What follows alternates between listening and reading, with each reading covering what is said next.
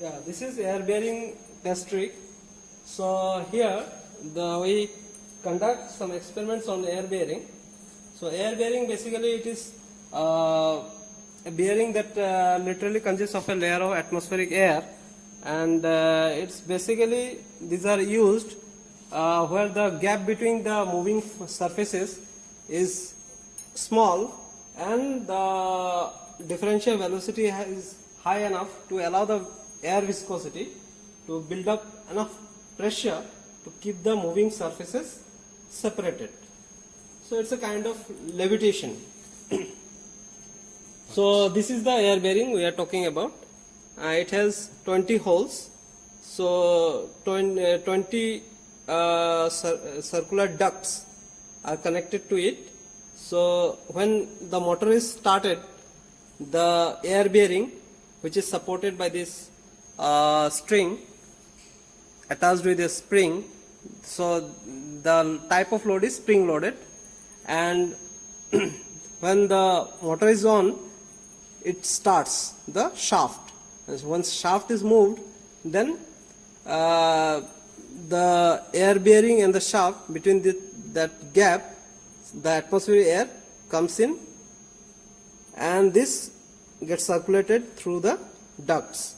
So some differential pressure is created, and that has to be observed in the graph. So this is the stop.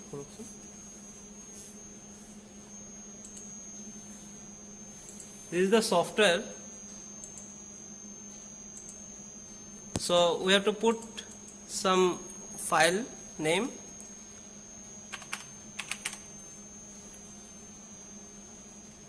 Press this. It has to turn black. Start. Yeah. So this is the data equation part, and this is the controller part. So this is the RPM display, and this is the load display. So load can be adjusted by turning this knob, whereas the speed can be adjusted by turning this regulator. So let us start the motor.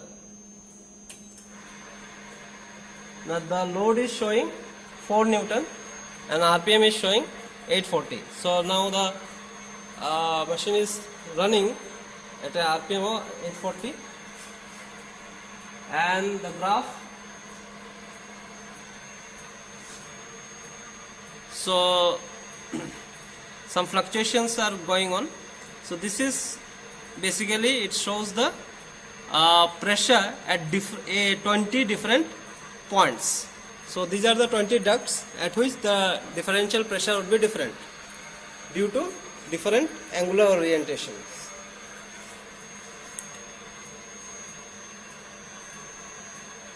So once these fluctuations they saturate, at that very condition we have to take the reading. So that would be the point of reading.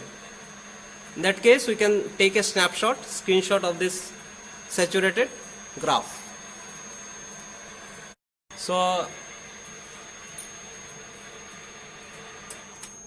this is the final graph which we have obtained at saturation. So the graph is for pressure at pressure versus angle.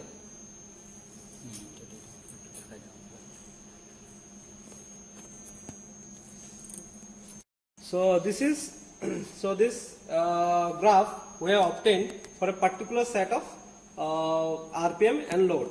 So what we do is we vary the parameters, that means speed and load, and we do the parametric study.